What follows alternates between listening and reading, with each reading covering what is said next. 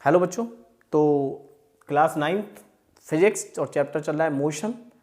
और इससे पिछले लेक्चर तक हमने एक्सेलरेशन और इक्वेशन ऑफ मोशन कंप्लीट किया था। ठीक है, इक्वेशन ऑफ मोशन के बाद उसके न्यूमेरिकल्स भी किए थे कुछ टाइम पर। और मैं बार बार यही बोलता हूँ कि केवल कंसेप्ट होना चाहिए आपका। ठीक है, न्यूमेरिकल्स वगैरह तो आप कितने भी कर सकते हैं, हम कितने भी करा दें, कोई प्रॉब्लम नहीं। लेकिन अगर आपको कंसेप्ट आता है तो आप किसी भी टाइप के न्यूमेरिकल्स इजीली सोल्व कर सकते हैं। इसलिए रटना कुछ नहीं होता, केवल कंसेप्ट को समझना होता है।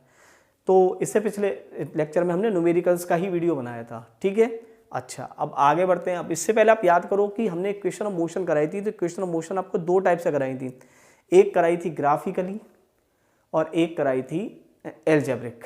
ठीक है, एल्जेब्रिक और एक ग्राफिकली। तो ग्राफिकली जो कराई थी तो ग्राफ वहाँ से कुछ समझ आ रहे थे कि ग्राफ कोई चीज़ होती है। तो फिजिक्स में ग्राफ की बहुत इंपॉर्टेंस होती है।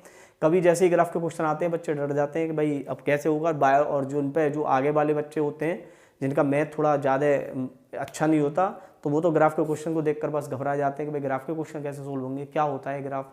तो आज हम वही डाउट पूरा करते हैं आपका। ठीक है, उसको क्लियर करते हैं और आप ग्राफ के क्वेश्चन देखते ही सबसे पहले ग्राफ पर ही जाएंगे और तुरंत उस क्वेश्चन को सोल्व करेंगे। ठीक है, तो पढ़ते हैं आगे। तो आज आपको हम बताते हैं ग्राफ की कहानी। ठीक है, जो आपने ग्राफिकल इक्वेशन बनाई थी, ग्राफ में होता गया है रियलिटी में।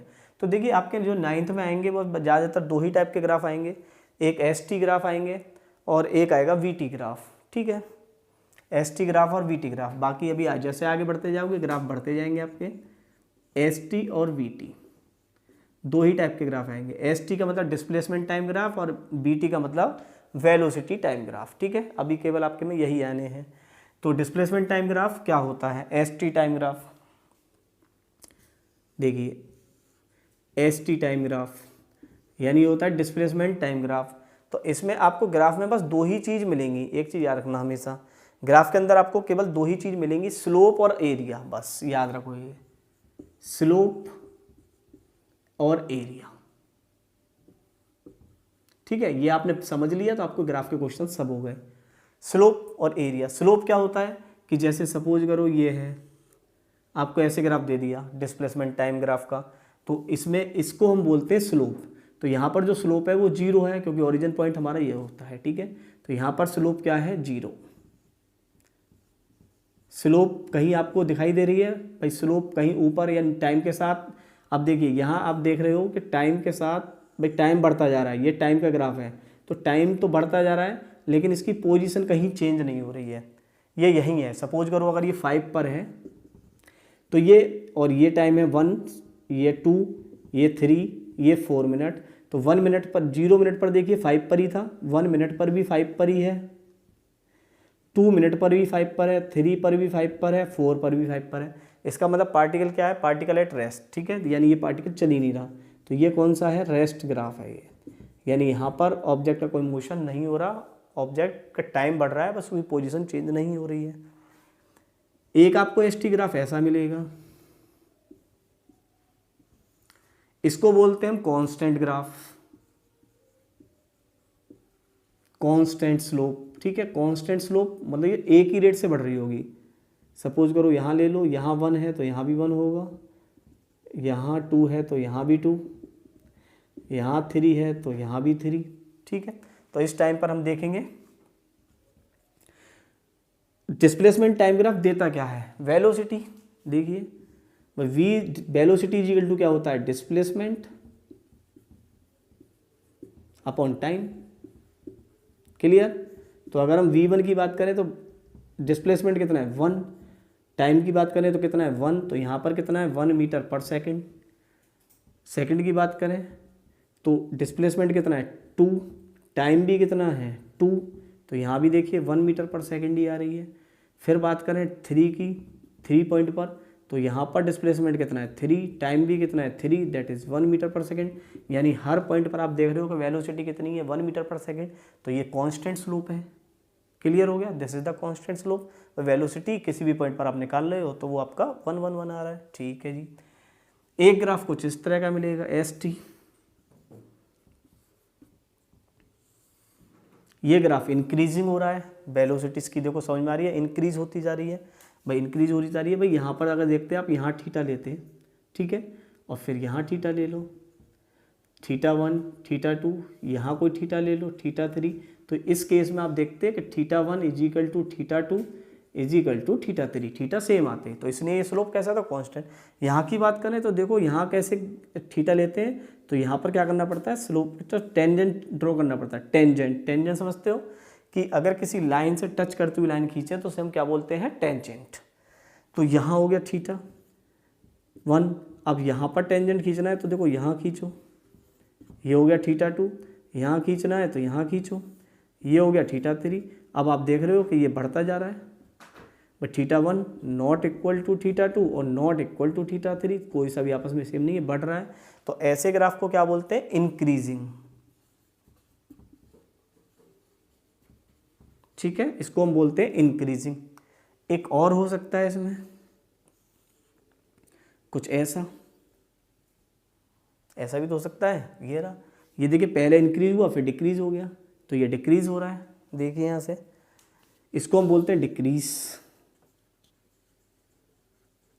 डिक्रीज कैसे, स्लोप लेना है, देखिए ऐसे लोगे थीटा, फिर यहाँ लोगे तो यहाँ आएगा थीटा, आ रहे समझ में, यहाँ ये θ1 ये θ2, देखो थीटा डिक्रीज हो रहा है, कहीं यहाँ लोगे तो यहाँ आएगा थीटा और ठीक है डिक्रीज हो रहा है।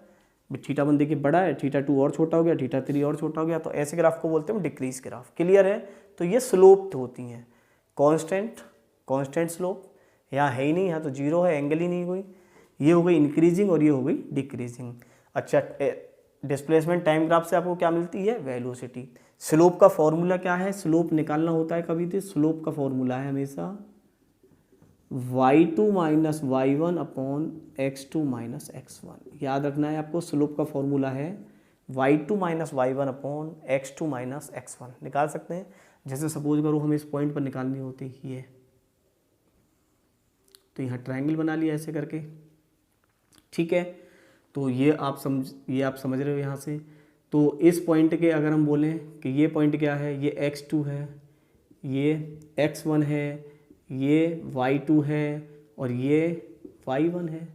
तो y2 minus y1 upon x2 minus x1, यानी इसे लिखते y2 माइनस y1 और इसको लिखते x2 माइनस x1। क्लियर है, तो इन दोनों को हम डिवाइड कर देते y2 minus y1 upon x2 minus x1, तो उसको स्लोप बोलते हैं। और स्लोप होता क्या है, ये ट्रिग्नोमेट्री फंक्शन है इस ट्राइंगल में। ठीक है, आप आगे पढ़ेंगे भी ट्रिग्नोमेट्री फंक्शंस ऐसे।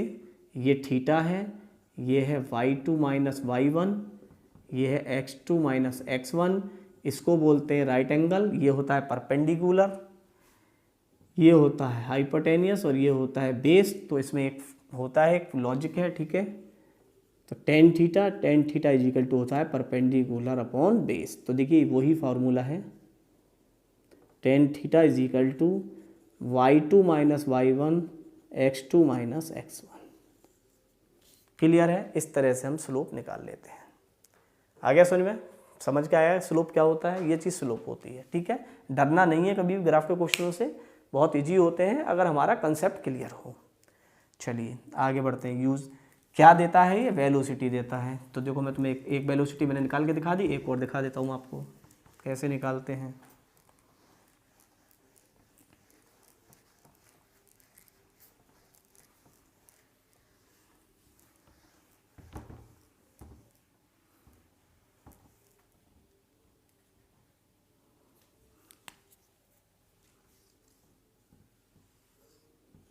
आपको ST का ग्राफ दे दिया कुछ इस तरह से,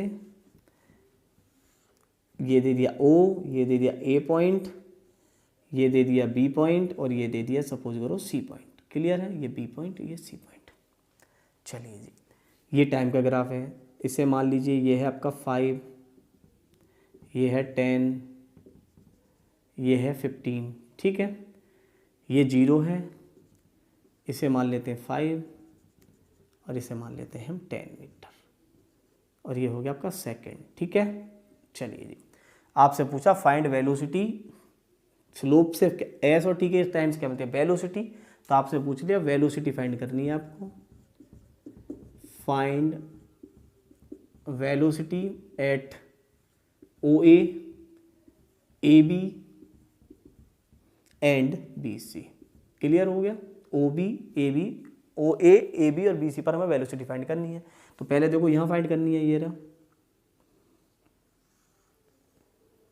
क्लियर है, ये थीटा हो गया, चेंज इन वेलोसिटी 5 माइनस 0, ये कितना है, ये भी 5 माइनस 0। तो ओ ए की बात करें तो velocity is equal to displacement upon time, displacement upon time, clear है, ठीक है। तो डिस्प्लेसमेंट देख रहे हैं तो यहाँ देखिए ये 0 पॉइंट है, तो ये वाला कितना होगा 5 माइनस 0 भाई y2 माइनस y1, और ये कितना होगा x2 minus x1 that is 5 minus 0, तो ये भी 5 हो जाएगा। तो इस केस में जो वेलोसिटी होगी देखो वो होगी y2 माइनस y1 और x2 माइनस x1, तो 5 और 0, 5 और 0, तो 5 upon 5 that is 1 metre per second. इसकी बात करते हैं, वेलोसिटी ये है ओ ए की, अब वेलोसिटी ए बी की बात कर लेते हैं। तो y2 माइनस y1, देखिए ये y1 हो गया, ये y2 है, भाई यहाँ तो कोई एंगल बन ही नहीं रहा, सिंपल सा समझ में आ रहा है हमें। तो 5 माइनस 5 अपॉन 10 माइनस 5, आ गया ना समझ में। 5 यहाँ भी 5 ही है, ये यहाँ भी 5 है, तो 5 माइनस 5 और 10 माइनस 5, क्लियर हो गया। तो देखिए 5 माइनस 5 क्या हो गया 0, तो यहाँ पर वेलोसिटी 0 है हमारी, भाई कॉन्स्टेंट वेलोसिटी चल रहा है, यहाँ चेंज ही नहीं हो रही वेलोसिटी, डिस्प्लेसमेंट कोई चेंज ही नहीं हुआ, पहले भी डिस्प्लेसमेंट यही था, अब भी डिस्प्लेसमेंट यही है, तो ये 0 केस हो गया। इसकी बात करें, इसे निकाल सकते हैं हम इजीली, फिर ये कितना है 10 और ये कितना है 5, तो 10 माइनस 5, और ये कितना है 15 और ये कितना है 10, 15 और 10 यानी 15 माइनस 10, तो आप इसे निकाल सकते हो। Velocity of B C is equal to 10 minus 5 upon 15 minus 10, clear है, 15 माइनस 10, तो 10 minus 5 5 upon 5 that is 1 metre per second, clear है। तो इस तरह से हम वेलोसिटी निकाल लेते हैं, ठीक है। तो वेलोसिटी में कोई डरना नहीं है, सीधा सा फॉर्मूला लगाना है, y2 minus y1 upon x2 minus x1, slope निकालना है, स्लोप से हम निकाल लेते हैं। ये कौन सा स्लोप हो गया, ये स्टेशनरी वाला हो गया, कांस्टेंट स्लोप चल रहा है, ठीक है, ये कांस्टेंट स्लोप है। चलिए जी, स्लोप की कहानी क्लियर हुई कुछ। एसटी ग्राफ से क्या निकालोगे, वेलोसिटी, डिस्टेंस टाइम ग्राफ दे दे तो आप उसको स्पीड बोल लेते हो, ठीक है, और डिस्प्लेसमेंट टाइम ग्राफ देगा तो वेलोसिटी बोल दोगे। अच्छा जी, अब बस एक और चीज़ होती है इसमें जो एरिया बोलते हैं हम, एरिया थोड़ा सा आपके लिए समझना है, एरिया क्या होता है। अब जैसे ये हो ग्राफ ऐसे, ये वेलोसिटी टाइम ग्राफ है, ठीक है जी, ये रहा, तो ये आपकी ऐसे ये टाइम ग्राफ है, तो इसके अंडर में जो लाइन बनती अंडर, इसको हम बोलते हैं एरिया, क्लियर। एरिया क्या देता है हमें, डिस्प्लेसमेंट देता है, ठीक है, एरिया देता है हमें डिस्प्लेसमेंट, ठीक है। एरिया क्या देगा, डिस्प्लेसमेंट, एरिया देता है हमें डिस्प्लेसमेंट। एरिया होता क्या है, अंडर द कर्व, कर्व क्या होता है, वो जो लाइन होती है आपकी, ठीक है, जो ग्राफ की लाइन होती है उसके नीचे का जो एरिया बनता है उसे हम बोलते हैं एरिया अंडर कर्व, और उसको हम बोल देते हैं डिस्प्लेसमेंट। सपोज करो ऐसे कोई पार्टिकल हो, ऐसे ये लाइन हो, तो समझ जाओ कि ये इसके नीचे का एरिया है, ये आपका एरिया हो गया। क्या देगा ये आपको, डिस्प्लेसमेंट। कैसे निकालेंगे, बहुत सिंपल कहानी, इसे 0 मान लो, ये 5 है, और सपोज करो ये भी 5 मान लो, तो ये क्या बनना है, area of triangle A B C, जैसी स्ट्रक्चर बन जाए उसी को लिख लो। तो ये क्या बन गया, area of triangle, area of triangle B O A, क्या होगा 1/2 बेस, बेस क्या है ओ ए, हाइट क्या है ए बी, तो 1/2 ओ ए हो गया 5, ए बी भी कितना हो गया 5, तो 5 5 25, 25/2 दैट इज 12.5 मीटर, क्लियर है। तो ऐसे निकालते हैं, अगर इसको मान लेते हैं कि ये 0 है, ये 10 है, ये 5 है, ऐसे करके ये V है, ये T है, तो एरिया अंडर कर्व क्या होता है, रेक्टेंगल हो गया, ठीक है, ये रेक्टेंगल, ये 5 है 10 है, तो आप इसके लिए एरिया क्या निकालते हैं, एरिया निकालते हैं, एरिया ऑफ, इसको नाम दे दीजिए ओ A B C. O A B सी क्या चीज़ है, ये रेक्टेंगल है। तो रेक्टेंगल का एरिया क्या होता है, एल इंटू बी, यानी ये क्या हो जाता O A into A B. Clear, O A into O B, ये कितना है 10 और ये कितना है 5, तो ये हो जाता 50 मीटर। तो आया दोनों को सब कुछ समझ में आपके में कि एरिया क्या होता है, एरिया होता है अंडर द कर्व, अंडर के कर्व के नीचे का जो मिलता है उसे हम एरिया बोलते हैं, और वीटी ग्राफ में बनता है तो उसे क्या बना, उससे क्या मिल जाता है, डिस्प्लेसमेंट। आगे समझो, उससे क्या मिलता है हमें, डिस्प्लेसमेंट। क्लियर, और स्लोप क्या देती है हमें, वेलोसिटी देती है। तो मैंने दोनों चीज टर्म्स बताया आपको, और एक क्वेश्चन कराता हूँ ताकि क्लियर हो जाए।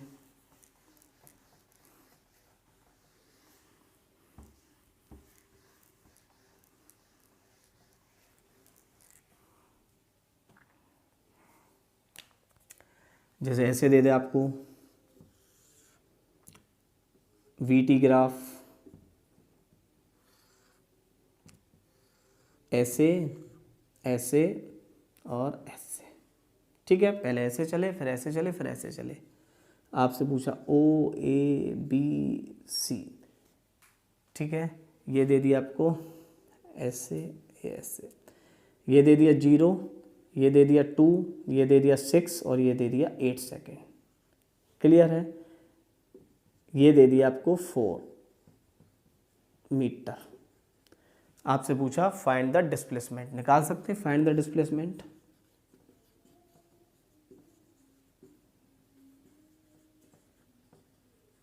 ठीक है, कैसे निकालेंगे, area under the curve, curve कहाँ है, ये रहा, इसके नीचे का एरिया, ये पूरा एरिया बनना है इसका। तो ओ ए बी सी, इसको नाम दे लो डी, इसको नाम दे लो ई। यहाँ ध्यान से देखो आपके पास, या तो आप बोल सकते हो इसे O A D, area of triangle है। ये आपका देखिए 4 4, यानी ये बन जाएगा आपका स्क्वायर और ये फिर ट्राइंगल बन जाएगा। तो या तो आप तीनों का एरिया ऐड कर लें, इस ट्राइंगल का, इस वाले स्क्वायर का और इस वाले ट्राइंगल का, या फिर ध्यान से देखो तो ये एरिया ऑफ ट्रेपेजियम भी बनना है। ठीक है, ये स्ट्रक्चर कैसी बन रही है, ट्रेपेजियम भी बन रही है। और या फिर अगर आपको नहीं समझ में आ रहा है तो सिंपल जो जो चीज़ बन रही है उनका निकाल लीजिए किसी भी तरह। तो इसमें एक तो हो गया एरिया ऑफ ट्राइंगल,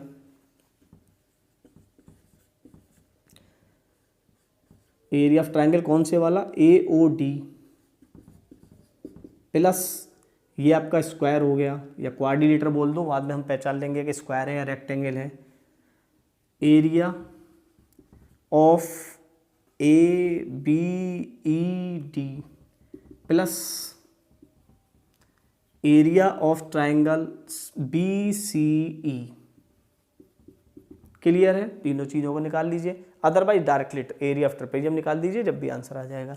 तो एरिया ऑफ ट्राइंगल क्या होता है, 1/2 बेस यानी O D, height A D, plus area of square यानी D E into B E, D E into B E, plus 1/2 area E C यानी ये ई सी और इंटू बी ई। Clear है, तो आप समझ गए होंगे। तो कैसे लिखना है, इनकी साइड लिख लीजिए, 1/2, ओ डी कितना है 2 समझ रहे हो ना, या 0 या 2, तो इनका डिफरेंस 2 - 0 2। ए डी कितना है 4 - 0 दैट इज 4 0, तो कितनी है ये 4 आ रहा है सर में, ऐसे लिखना है, कहीं आप सोचोगे नहीं यहाँ से 4 2 हटा दो, ये इस डायरेक्शन में 2 है, 4 0 दैट इज 4, यानी ये 4 है हाइट सब यहाँ तक। ये कितना है बताइए, 6 - 2, 6 - 2 कितना है, 6 - 2 4। बी ई कितना है 4, भैया तो 4 ही है, 1/2। ई सी कितना है बताइए, 8 यहाँ है 6 यहाँ है, तो 8 - 6 दैट इज 2। और बी ई कितना है, बी ई 4 ही है, तो ऐसे करके निकाल लेना है। 2 से 2 कट गया, ये 4 4 4 जा 16, 2 से 2 कट गया, फिर 4, तो 16 और 4 20 20 24 मीटर। तो इस तरह से निकालना है आपको। क्लियर हुआ। ये निकालना है तो 2 माइनस 0, ठीक है। तो आ गया ना आपको समझ में भाई, ये इनिशियल पॉइंट या फाइनल पॉइंट। अगर ये डिस्टेंस निकालनी है तो 2 माइनस 0 दैट इज़ 2, ये निकालनी है तो 6 माइनस 2 दैट इज़ 4, और ये निकालनी है तो 8 माइनस 6 दैट इज़ 2, ठीक है। तो ऐसे डिस्टेंस निकालनी है। और यहाँ भी अगर ऐसे ही हाइट हो तो आपको वो माइनस करके निकालनी है। देखो यहाँ 4 है, यहाँ 0, तो 4 माइनस 0 4, तो ये भी सेम है, ये भी सेम है, तो ऐसे निकल आएगी। और एरिया ऑफ ट्रेपेजियम से निकालना चाहो तो इसे आप एरिया ऑफ ट्रेपेजियम से निकाल सकते थे। वो आपका फार्मूला होता 1/2 sum of parallel side into height, ठीक है। ये एरिया ऑफ ट्रेपेजियम का फॉर्मूला है। और देखिए ट्रेपेजियम ही होता है कुछ इस टाइप का जो बनता है ऐसे करके, ये इसकी पैरेलल साइड होती है और ये इसकी हाइट होती है, ठीक है। तो इस फॉर्मूले को भी आप लगाएंगे तो इससे भी हम निकाल सकते हैं। पैरेलल साइड ये कितनी होती है, देखो 4 होती है, 6 में से 2 गया 4, और ये कितनी होती 8 होती है पूरी, क्लियर है। ये पूरी 8 होती, ये आपकी 4 होती, और हाइट कितनी होती 4 होती, क्लियर है। आगे नहीं समझ में भाई, ये कितनी होती 6 माइनस 2 दैट इज़ 4, और ये कितनी होती 8, और ये कितनी है 4। देखिए चेक भी कर लेते हैं हम, अगर इससे निकालते हैं तो 1/2, ये कितनी है 4, और ये कितनी है 8, और हाइट कितनी है 4। इससे काट देते 2 टाइम्स, 8 और 4 12, 12 2 जा 24 मीटर, ठीक है। ये शॉर्टकट है इसका, अगर आप चाहो तो एरिया ऑफ ट्रेपेजियम से निकाल सकते थे। तो आपको बस 2 चीज़ याद रखनी है, मैं फिर बताता हूँ। एक तो स्लोप, स्लोप क्या देता है, स्लोप वेलोसिटी बता देता है, ठीक है। और एक आपको निकालना है एरिया अंडर कर्व। तो एरिया अंडर कर्व क्या देते हैं आपको, डिस्प्लेसमेंट देते हैं, ठीक है। तो आपके पास आपके 9th में 2 ही टाइप के ग्राफ मिलेंगे, डिस्प्लेसमेंट टाइम ग्राफ और या फिर वेलोसिटी टाइम ग्राफ। कुछ और भी होगा तो हम आप कमेंट करके बताएं, हम वहाँ भी वीडियो बनाएंगे ताकि आपके डाउट्स क्लियर हो जाएं। बाकी इसमें ग्राफ तो बहुत सारे होते हैं, वो अभी आगे आएंगे आपके 11th में पहुँचने पर। और कहीं भी डाउट हो तो आप, ठीक है, आप कमेंट्स कीजिए और वीडियो को ज़रूर देखिए, लाइक करिए, सब्सक्राइब करते रहिए करिए, ताकि आपको वीडियो टाइम पर मिलती रहे, ठीक है। और अगर कहीं डाउट है तो हमें कमेंट करिए। तो पढ़ते रहिए हमारे साथ, बेस बनाकर स्ट्रॉन्ग, ताकि आप आने वाले एग्जामों में अच्छे अंक प्राप्त करें। Best of luck.